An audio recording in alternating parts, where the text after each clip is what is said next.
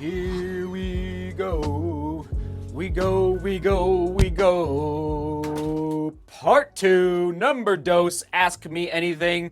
We're back, all right? So, recently, a couple days ago, and in fact, we'll toss it to it, upper right-hand corner, but part 1 published, we talked about finances, raising a family, running a business.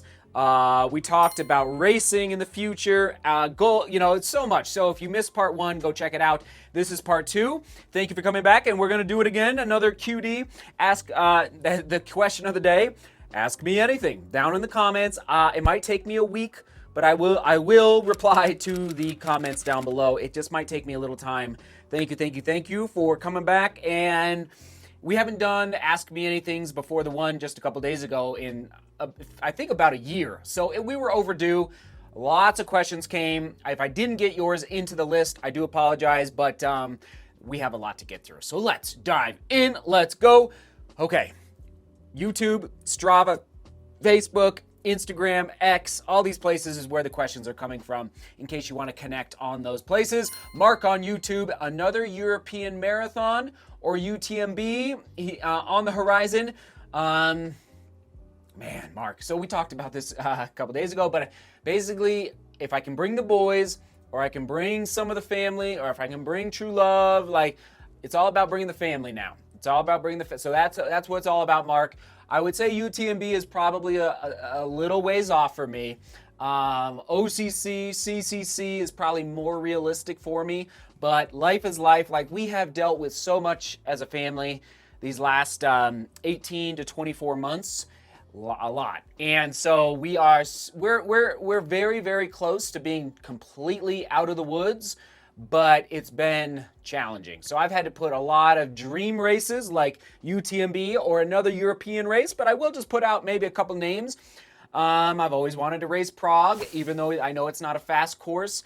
I've always wanted to race Rome, even though I know it's not a fast course. I've always wanted to race Copenhagen, which is a fast course, right?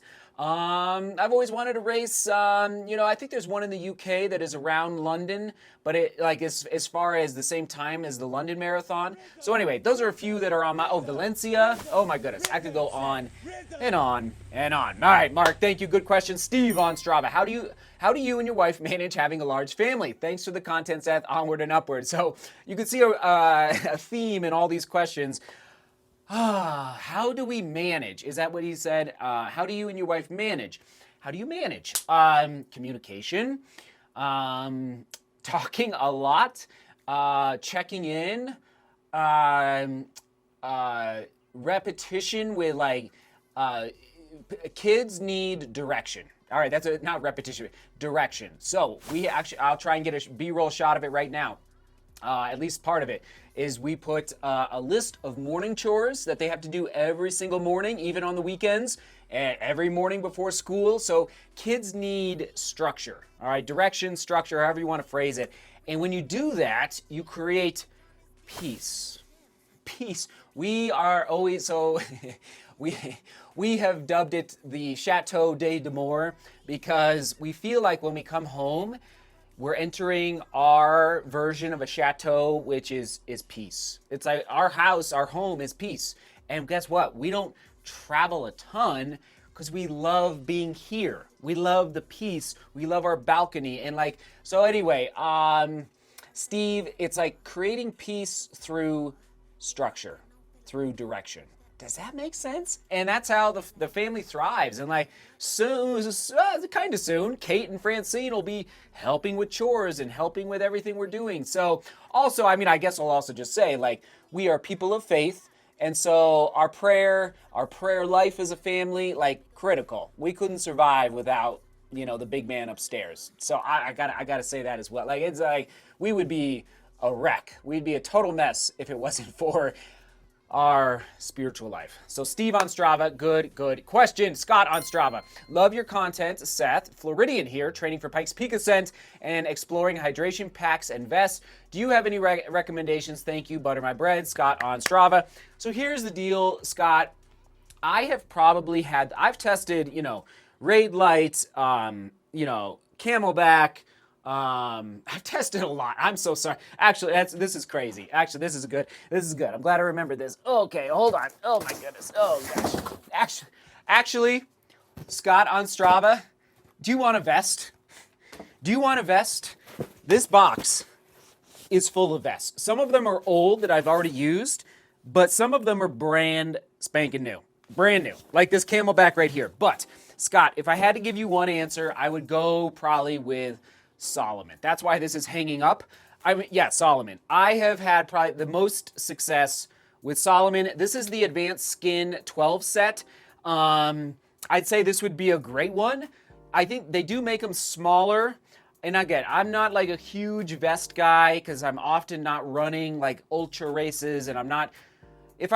I just don't wear a vest often. If I do, I'm carrying a drone in the back. That's why I wear a vest. But anyway, this Solomon this one I'm keeping. But seriously, Scott, I might be able to help you out if you are interested in getting one of these. I don't even like Camelback is here. Anyway, yeah. Ultimate Direction. Anyway, onward and upward. Okay, next one is Sam on Strava, Western States aspirations and or other ultras in the future. Sam, and actually somebody asked me that the other day about Western States, and I think I basically said, again, if the family can come out, if it's a family affair, 100%. And I've been to Western States to film Walmsley, crushing the course record. And so yes, I will not say no to it, but I'm not, it's like, I think I said a couple days ago, baseball, football, soccer, that's my focus in the springtime as far as being there for the kids. So, Sam, good question. Filming gear, what do you use to get some of your shots, and what do you use for your audio? I've always been curious as I watch your videos. Case on Strava. Is that interesting, Case? How I can back up and you can still hear me just fine. Isn't that so fascinating how I can go further and further away from the camera and I sound the same. So the Sennheiser, all right, let's go. Audio is always more important than video, just so you know. I'm trying to look up the model here. Ooh, it's under anyway, I have a lavalier mic from Sennheiser. I think it's like $800 for an audio pack, and hopefully it never dies on me. I've had this probably for about a decade. I believe a company out of Germany. So Sennheiser, obviously the GoPros, Skydio for the drone, Skydio 2 specifically, but they don't make it anymore. The company doesn't sell to individuals anymore. They only sell to basically they're corporations. Like they do more industrial grade drone production at this point. So they don't even make my drone anymore. So anyway, Skydio 2, and then a good old Canon R8 for the 4K for filming right now in the studio. Canon R8. Nothing too fancy. You know, I've always been a Canon guy though. Onward we go. Sound good? Okay. Patrick on Strava. Ever considered come to Hobart, Tasmania and giving the Point to Pinnacle a go? Patrick on Strava. I've never heard of the Point to Pinnacle, and I do apologize. I apologize. Do forgive me, Patrick. I'd love to. But again, if the family can come. Now, Tasmania is off the coast of Australia. Right? It's not, for a second there, I was almost thinking Madagascar, but that's off of Africa. So Tasmania is south of Australia, right? Just south? Right? I think so. So anyway, I would love to, but tell me a little bit more down in the comments about this Point to Pinnacle. I'm so sorry, I don't know that race. Group Simon, I think this is from Facebook perhaps. Hey Seth, will you ever run in Berlin or Frankfurt? Group Simon, I talked about European marathons again a couple days ago, but I threw out Prague, Valencia, Rome, Copenhagen, and then one in the UK that I couldn't remember the name of it, but it's around the London Marathon, so it's kind of a backup for the London Marathon, which I love. Now, you know, I just love that idea, that concept. But yes, Berlin or Frankfurt, 100%. I would love to. Obviously, Berlin is one of the 6 stars, or 7 stars, I should say. And yeah, I would love to go back to Germany. You know, I love, one of my favorite places in the world is Bavaria. Yeah, I love southern Germany. It's just beautiful. Favorite race distance. Now, I like this one. Now, this is coming from Runner Watch 2280, who squeezed in like 3 questions, or maybe even 4 questions into one. So you were smart there, but I'm going to go quickly. Favorite race distance? Nah. We'll go 13.1, maybe 13.1 or 26.2. All right, we'll go. I love the 13.1. That Naples Half Marathon was just a special day. Like, I never dreamt I could run a 105, so that was a special day. 40s running goals. Still set some PRs. Okay, lifetime PRs. Still win races. I love the competition side. Still win races. Run more with my boys. Okay, they're getting into running. Joseph and Seth. Yes, they are. I would like to do some ultra marathons. I would. I would. It's just been a lot. So anyway, those are a few things. Thoughts on weight training and getting older. I have cut back on my weight training, mostly because of time. But so instead of going to the gym as much, I basically do kettlebell work at the house. Actually, on the other side of this wall in the garage, I'm doing kettlebell work. More strength and mobility. I've noticed in my stride that my stride is not as fluid as it used to be as I've aged, compared to, let's say, when I was 35. So I'm 40 now. It's just not quite as fluid. So I want to be strong, no doubt, but I also don't want to be bulky. So I want to be a lean strength. Does that make sense? So that's why I'm doing the kettlebells and the fluid motion and the mobility, which is one of my goals for this year. In 2020, we are in 2025, is mobility and strength. So rather than, does that make sense? So yes, there you go. And lastly, will you come to Canada? I hope so. I'd love Toronto Marathon. I've heard it's a beautiful marathon on the waterfront.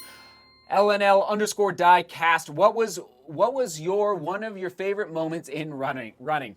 I always go to this one. There's millions of favorite moments, but I always go to this one of getting lost in Salzburg, Austria. Shout out to Peter, who lives in Salzburg, who is a longtime viewer and watcher and commenter. Love you, Peter.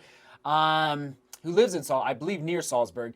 And I just got lost. I was there when I was about 15 or 16, and I was out on a run early before anyone woke up in our group, and I just got turned around. And I made it back in the nick of time to catch the bus because we were leaving to the next city, and but it was fun. But it was an adventure, but it was fun. Oh my goodness. I got lost. I got so lost.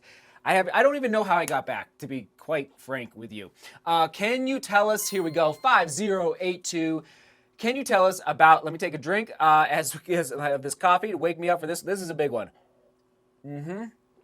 Cheers, by the way.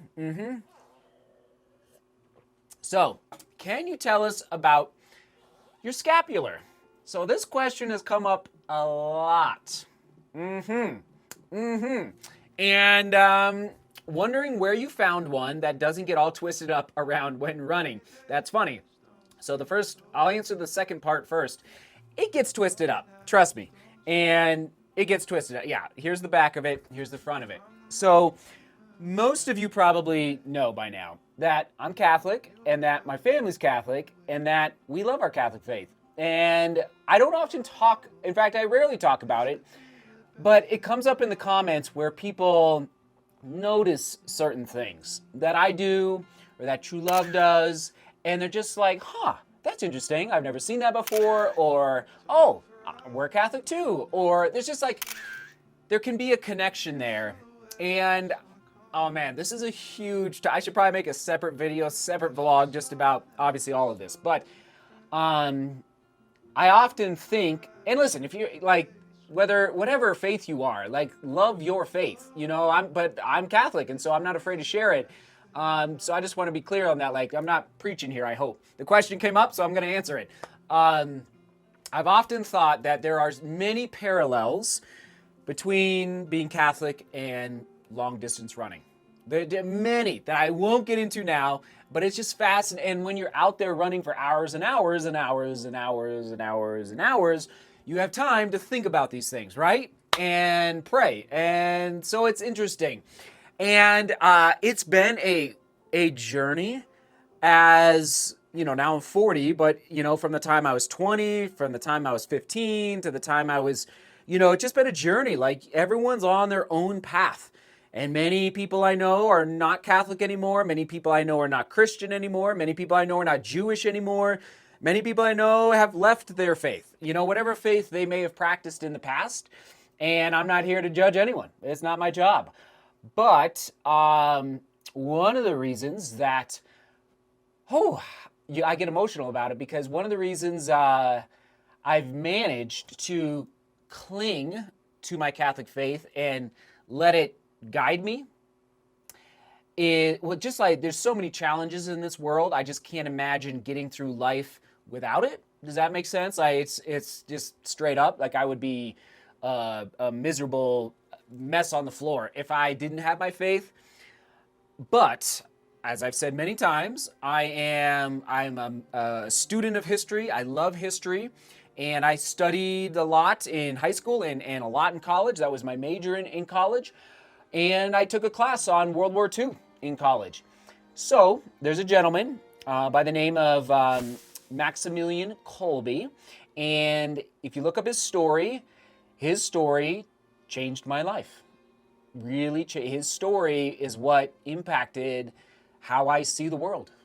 And I'm trying to think if I should tell it to you or if I should no, I think I will. There's a lot behind it, but he was a priest, a Catholic priest.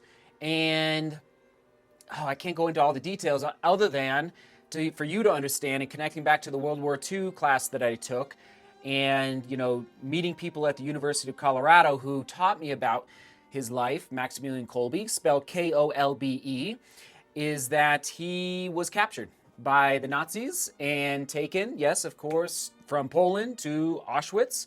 And somebody asked the other day about Seth, if you could move anywhere, it was Dave, if you could move anywhere in the U.S., outside the U.S., where would you go?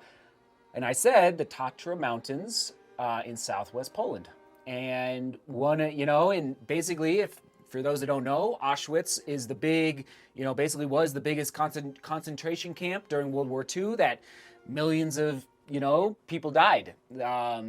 Millions of people died in the concentration camps. And so Auschwitz is near the Tatra Mountains. Long story short, Kolbe went there, and there were some issues in the camp, and basically 10 people were asked to come out and go into a hunger bunker and to die of starvation, because the people in the camp were, I don't remember exactly the detail, if it was they were trying, I think yeah, that's what it was. I think some tried to escape, and therefore they were punishing these other 10 people by sending them to a starvation bunker. And essentially, Maximilian Kolbe, standing in this line, stepped forward, a priest, and volunteered his life in place of a father who was a father of children. And so Maximilian Kolbe laid down his life for somebody else. And so 5082, who asked this, I believe, on YouTube, this scapular is a Saint Maximilian Kolbe scapular. Okay, so that is the story behind. That's the abbreviated version of why I wear the scapular, as a reminder to try. Not saying I do it perfectly, but striving to lay down my life for others. Okay? So, I think that's a good place to stop. So, thank you for watching another Ask Me Anything. And again, I will try to answer your questions down below in the comments. All right? I love you. I'm here for you. We're going to keep striving together. Does that sound good? Okay. We'll toss it to the Ask Me Anything from a couple days ago right there. Big beauty. Work hard. And love each other. See you tomorrow.